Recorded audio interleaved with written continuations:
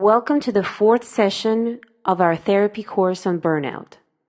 Now we're going to talk about changing jobs and how to get through the stage as delicately and painlessly as possible.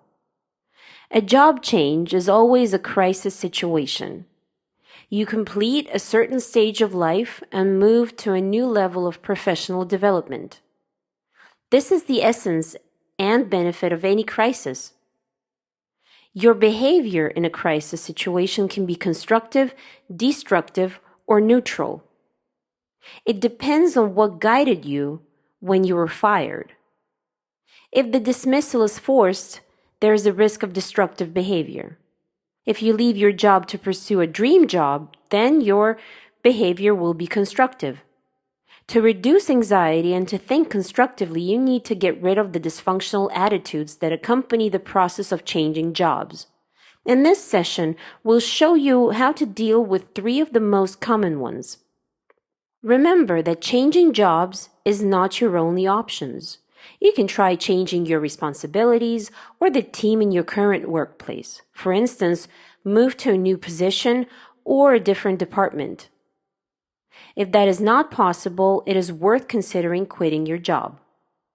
Changing jobs is a completely natural process. Many people change jobs every 2 to 3 years.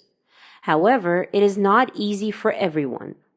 Some employees are stuck in a hated place for decades, burn out to an unbearable state, but never change their jobs. What is the reasons for such behavior?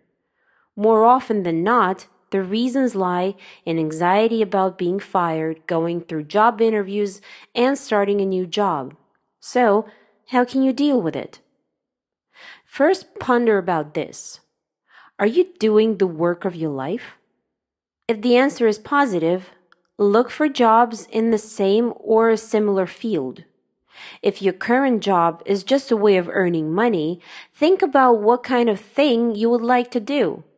You may not be able to immediately decide on your dream profession. In this case, choose a company with comfortable working conditions since you are unlikely to want to work overtime. Let's say you found a perfect job. At this stage, the fear of interviewing often appears. Even experienced employees have thoughts like, I won't like the new employer, or I won't be able to answer those questions. At the next stage, a fear of the unknown may appear. What if I'm not accepted by the team? What if I won't be able to do it? Remember, you cannot know for sure. You haven't seen your colleagues yet, but you automatically assume they're bad people.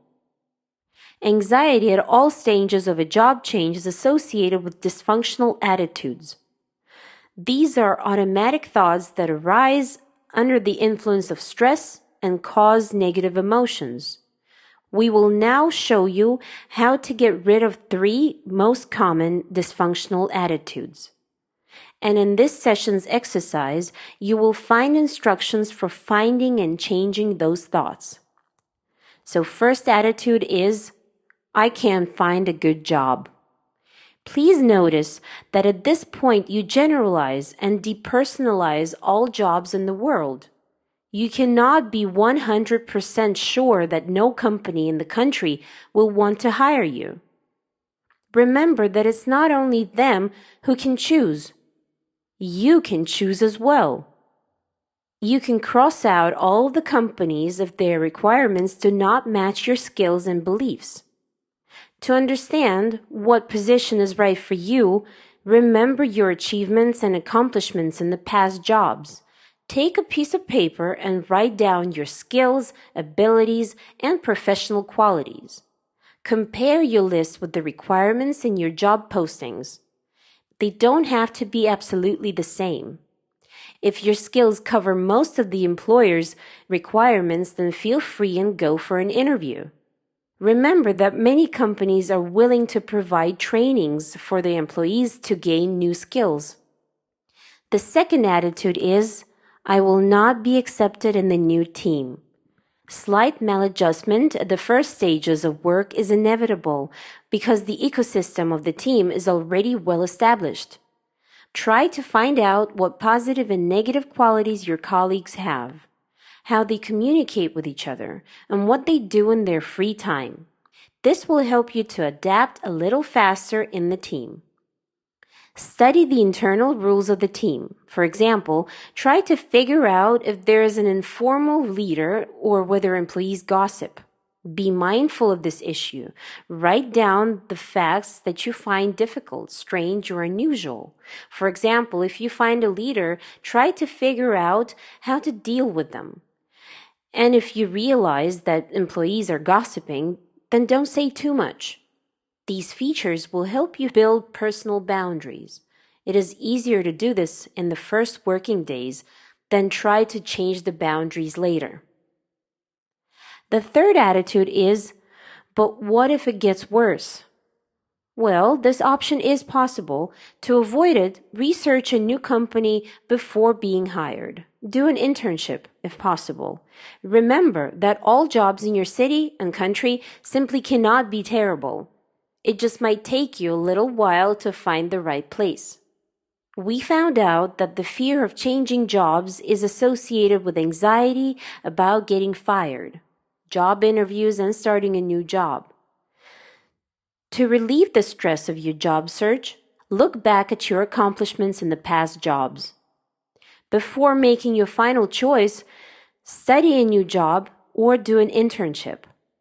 At a new job, carefully study the internal rules of the team so that it is easier to adapt to them and immediately build personal boundaries. Anxiety is always caused by dysfunctional attitudes that are not connected with reality. If you cool down a little and write them down, you can understand how to change them. Such thoughts are difficult to notice because they appear automatically, but you can learn to notice them. The distorted thought protocol, the exercise that follows, will help you with that. Try to do it regularly, and over time, you will be able to quickly neutralize negative attitudes.